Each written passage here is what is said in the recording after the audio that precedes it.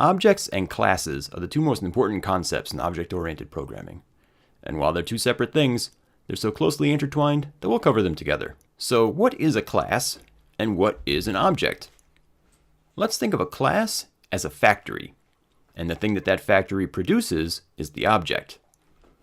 Why don't we create a character for our game and explore those ideas a little more closely?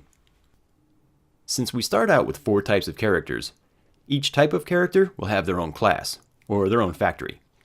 That's an important point. Each class is designed to create one type of object. Just like a real car factory can't produce cell phones, an elf factory can't create a knight. It can only create an elf. Okay, so we have our 4 classes to choose from, and since I've always wanted a beard, I'll pick wizard. Selecting the type of character is just the first step. Now we get some options to customize our wizard, make them our own. For color, I'll go with this gray here, and let's see, attack. Swing a staff or shoot lightning from a wand. Well, yeah, lightning. Let's stop here and make a quick diagram of what we have so far. At the top, we have the type of character. This tells us what kind of object that's going to be created. Next, we have properties. In this case, it's the color of the wizard's robe, but it can be all kinds of things like hair color, eye color, height, weight, anything that can describe your class.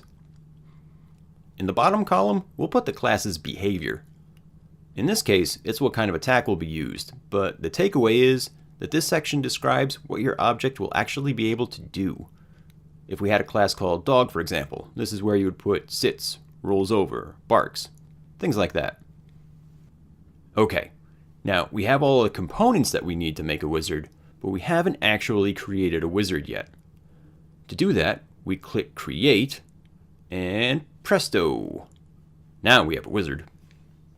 In object-oriented programming speak, what we just did was instantiate an instance of the wizard class. That's a strange-looking sentence, isn't it? Instantiate an instance of the wizard class. Well, what does that mean? Well, an object is also known as an instance of the class that it was made from. And every instance of a class is unique. Even if we make 100 different wizards, in the same way that identical twins are 2 different people, those wizards are all different wizards. For example, if one of those wizards shoots a lightning bolt, it doesn't mean that all of the wizards are going to shoot a lightning bolt. They're all unique. What about instantiating? It's basically a big scary word that means to create. So, to instantiate an instance of the wizard class just means we've created a wizard object using the wizard class. That's what it looks like from the user's perspective, but what does that process look like from inside the program? Let's go back to our factory. When a program wants a new object created, it performs a call to the particular class that it wants a new instance of. That call will contain the data that the class needs to create the object.